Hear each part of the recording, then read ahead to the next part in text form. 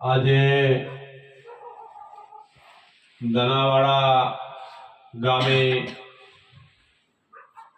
અમારા નિરાંતના અધિકારી એવા નફારામ મહારાજ મસરૂભાઈ જેમનો સહપરિવાર મળી જેમણે પોતાનો આ ધનનો આજે સદુપયોગ કરી હરિગુરુ સંતોની પધરામણી કરી છે। વિશેષમાં અહીંયા ધર્મસભાની અંદર મુમુક્ષ જીવાત્માઓ ખરેખર જેને ઘટમાં પરમાત્માનું ભજન વાલું લાગ્યું છે એ દૂર દૂરથી અહીંયા પધાર્યા છે। અહીંયા મફારામને દ્વારે પૂજ્ય ધર્મીદાસ મહારાજ, સંત માતા વિજાબા, ગીતાબા મહારાજ, રાણારામ મહારાજ, દયા બાપા, નામી અનામી સંતો, સંત માતાઓ અને મફાભાઈ મસરૂભાઈના સગા સનેહી આ મહિમા ભાગ્યકાળું પ્રાપ્ત થાય એવો નથી। ઘણી ઘણી વાણી સત્સંગ દ્વારા મહાપુરુષે આજે અહીંયા આપણને રસપાન કરાયું, પણ સંતોની વ્યાખ્યા એવી છે અમૂલ્ય વસ્તુ પ્રાપ્ત થઈ છે, આવો માનવ દેહ મળ્યો છે।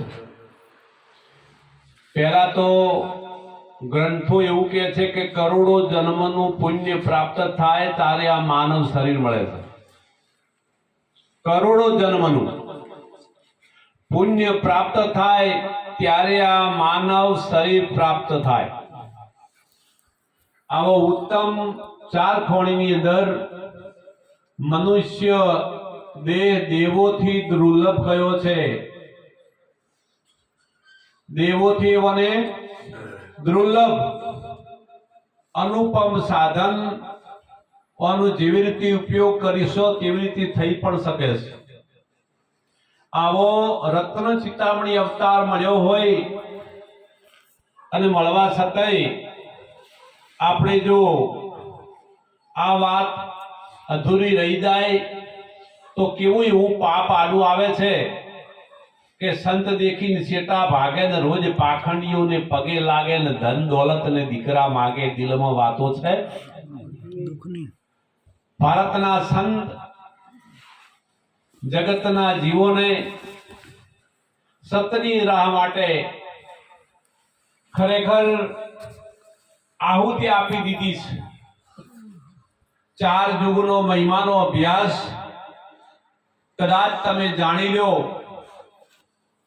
તો આ મનુષ્ય દેહ એ ફરી ફરી મળતો, જે વૃક્ષે ફળ ખરી પડે એ જગ્યાએ ફેર ફળ આવતું અને આપણને મળી ચૂક્યો છે।